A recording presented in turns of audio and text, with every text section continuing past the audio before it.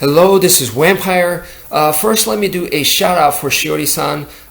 Quick reminder that her contest is going on right now, so please check it out, and you can win a wmpyr t-shirt. How cool is that? So please don't forget about our contest, and I encourage you to enter. It's a win-win situation. It's awesome. So definitely check out her YouTube channel and look for her contest. Alright, so in this video I promised traditional martial arts versus MMA. Let me change it. Let me change it from traditional martial arts versus, instead of MMA, let me just call it combat sports, because that's what I'm really talking about. I'm talking about cage fighting, but let's just make it into combat sports. So this includes judo, freestyle wrestling, boxing, Muay Thai kickboxing, Brazilian Jiu-Jitsu. Let's include all combat sports here, okay?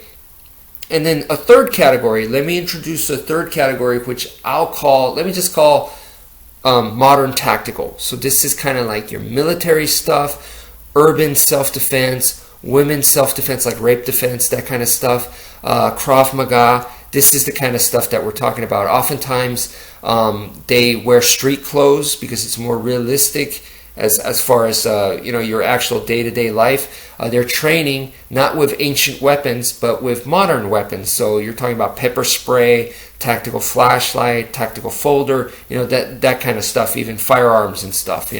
So that's the main difference. Those are the three categories that I want to talk about here as far as combat and self-defense. If you're taking those two things seriously, then I feel like we need to talk about traditional martial arts, combat sports, and modern tactical. So I want to present a different perspective, and my perspective is basically so that you can benefit from each one, because to me that's what's important, is to benefit, not to cyberbully one or the other, not to say one is stupid, one doesn't work, one's not realistic, one's a waste of time. Instead of doing that kind of stuff, I'm going to try to present to you a way that you can benefit from all three. So this is the first of all, we start with perspective, right? So the perspective is basically all three are totally connected. In other words, to separate them completely is silly. How can they be connected? Because they seem so different from each other. And the reason why I say they're connected is basically all three is just an approach, a different approach for the same thing. And by different approach, they can all be utilized together in harmony. So you could actually do all three, and that's what I recommend. I constantly recommend is that you train in traditional martial arts, train in combat sports, and also train in modern tactical. Why not add all three? If you do traditional martial arts, it's impossible not to do the other two. Okay, so first of all, let me address modern tactical. So let's say you're a traditional martial artist, so you wear the gi or you wear the traditional kung fu outfit or whatever it is that you wear, and you do traditional martial arts. Okay, there's a time where, and it's impossible not to think about this, but there's a time that if you train in traditional martial arts, that you're going, when I walk from the grocery store to my home, or I'm going to work, what if I get attacked? I got my keys in my hands, I don't have my nunchucks, my tonfa, my sai, I don't have any of those ancient weapons that I train with. Okay, what do?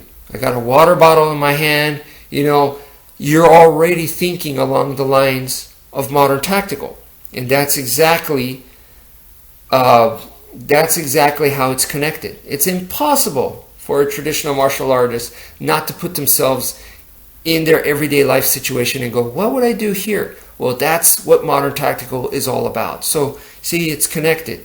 Now, let's talk about combat sports. There is not a martial arts person who trains in martial arts seriously and doesn't spar or doesn't see the benefit of sparring. Okay? You don't have to spar every day, but at some time in your career or in your background, you have to spar. You have to put in a certain decent amount of sparring, because if not, then you have really no idea what you're talking about, what you're dealing with. A fully resisting opponent that wants to kick your butt. If you don't know what that's like, it's like a person who says they're a swimmer and all they do is they imagine themselves swimming, and they've never been in the water. It's like, how can you, you know? So every serious martial, I don't care if you're traditional martial arts, you're going to spar. You will spar. And when you do, well, guess what? Combat sports is nothing more than sparring taken to the absolute extreme. If you think sparring is hard, combat sports is way harder. It's more intense. It's more pressure. You guys are going to be going at it against each other harder. Okay, so if you think sparring is beneficial, then I don't see how you can't think that combat sports is also beneficial. So there you go. There you go. That's from a traditional martial artist's point of view. Okay, so from a combat sports guy's point of view, you know, I don't think I really need to cover the modern tactical, because there is not a single combat sports person who, you know, doesn't think, what happens if I get jumped when I'm walking down the street, or what happens if this dude at the bar attacks me, or whatever, you know what I mean? So that is, once again, along the lines of, you know, modern tactical, where you're actually trying to apply your discipline in the real world, not in a cage, not in the ring, but in real life, you know, in your everyday normal life.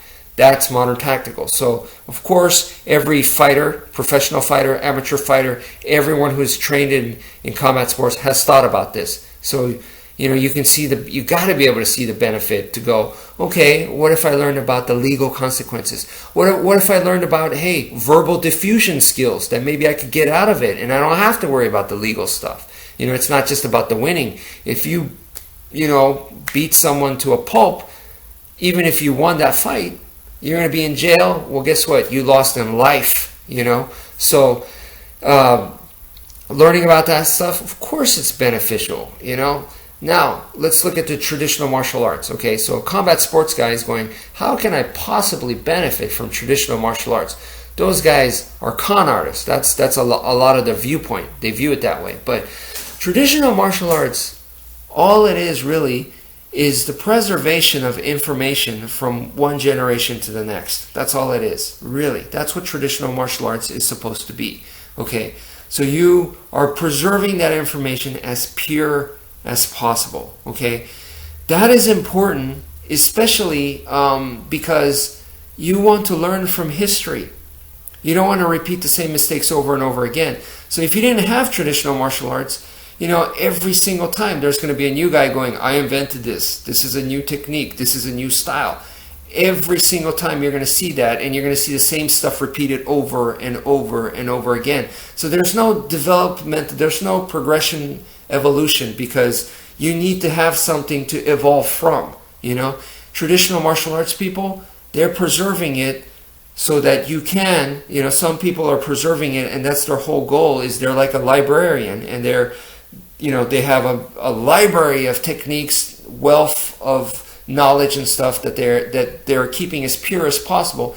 And you can go to that source, you can learn from it, you can evolve it, but you still give credit to that source, you know. So you don't wipe the slate clean, and you're not just a dude going, hey, I invented this style, I invented these techniques, you know, and people have to relearn everything, and like, what the hell is this, you know?